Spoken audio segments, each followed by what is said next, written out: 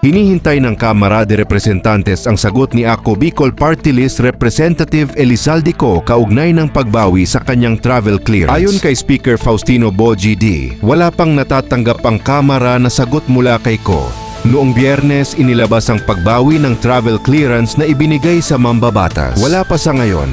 But siguro hintayin natin total, binigyan naman natin siya ng 10 araw para malaman natin kung ano ang magiging kasagutan ni Congressman Zaldi. Sabi ni D, nang tanungin kung ano ang magiging susunod na hakbang ng Kamara, sagot ni D, siguro pag-uusapan natin. Pag-uusapan ng leadership, especially yung chair ng ethics, kung ano ba yung mga pwedeng gawin para matiyak natin na makauwi si Congressman Zaldi Co. Ang House Committee on Ethics and Privileges ay pinamumunuan ni 4-piece Party List Representative J.C. Abalos. Si Zaldi Co, na napaulat na nasa ibang bansa para magpagamot, ay nasa sangkot sa flood control projects at budget insertions. Panoorin ang panayam kay House Speaker Bogie D.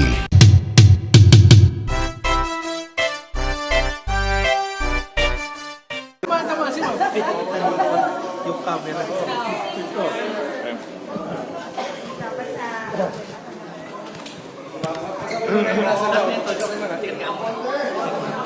Gusto mo na kami? Three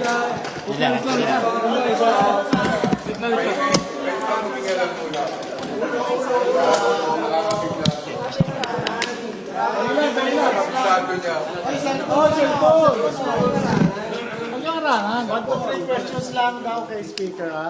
Sige po. First question from Mela. Guys, okay na po yung crew. Rolling tayo, ha? Sir, priorities na lang po as speaker and baka may directives din po kayo sa bagyo. Unang-una, alam niyo naman po na talaga ang pinaglalaanan natin ng oras ngayon na to make sure na transparent at ang ating pinapapasang proposed budget for 2026.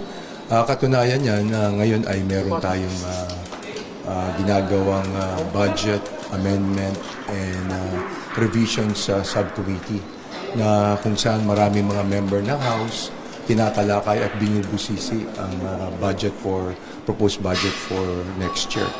Kaya naman ako po ay yan ang aking dapat natin pagtuunan ng pansin at hinihiling po sa inyong lahat na sama-sama nating bantayan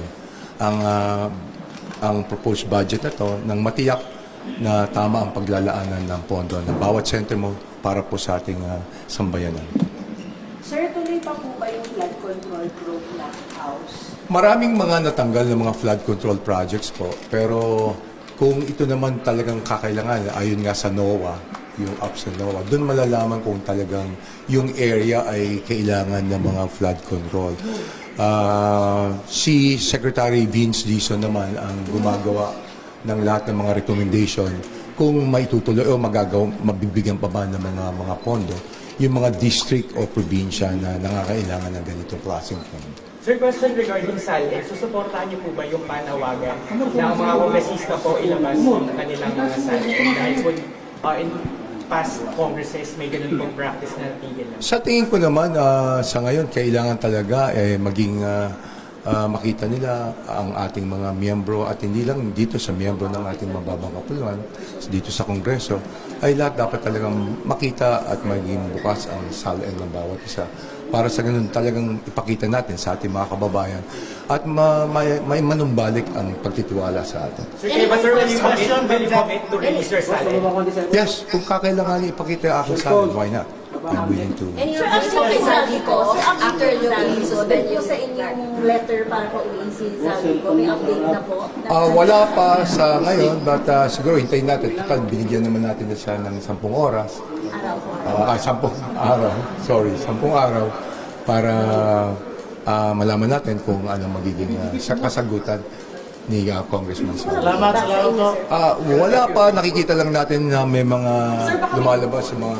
Sir, baka may bagyo directives na tatamaan din sa bagyo. Oo, kami po ay ngayon ay nagmamatsyag, titingnan namin kung ang epekto. Alam niyo naman, Isabela, laging tinatamaan ng bagyo at gano'n din saan. At siyempre, yung ating mga member ng House na maapekto ng bagyo, for sure, nakabantay at nakamonitor din po sila. Sir, kung hindi umuwi si Zaldico in 10 days, magpapatago ba kayo ng ethics complaint? Siguro pag-uusapan natin ng leadership, especially yung chair ng ethics, kung ano pa yung mga pwedeng gawin para matiyak natin na makauwi si Congressman Saldico. Salamat. The House meeting tomorrow. Will you compel him to attend the House meeting tomorrow? Paano makakompel si Zaldico na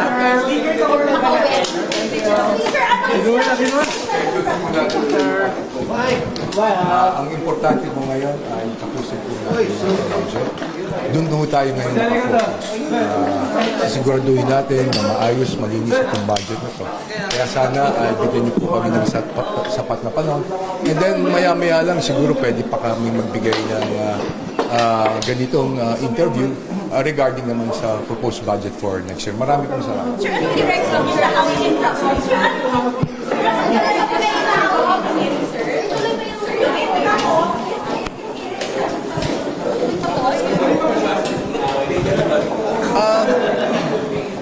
Kung ako lamang ang masusunod yung Intracom, kailangan lahat ng report at kung ano nangyari dun sa Intracom, kailangan i-submit na namin sa ICI. Total, hindi naman pinaniniwalaan ng ating karamihan ng ating mga kababayan kung ano nangyayari dito sa Intracom ito. Sa tingin ko, mas makakabuti na ipasa na namin sa ICI. So yung huling hearing yun na yun, sir? Wala na.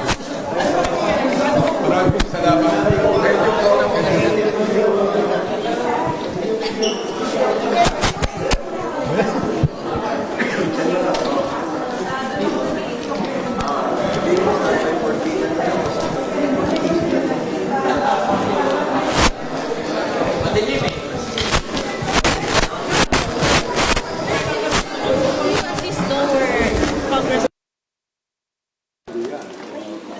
Nasa Europe siya. May ganun po ba kayo?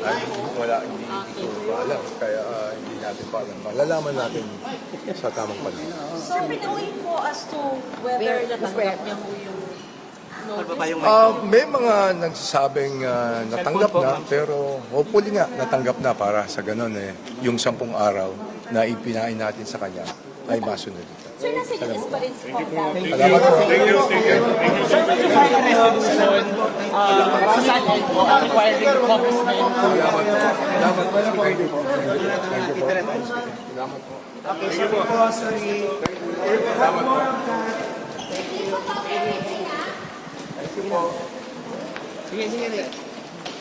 Sir, can you commit na hindi tayo magka-press con? Salamat po.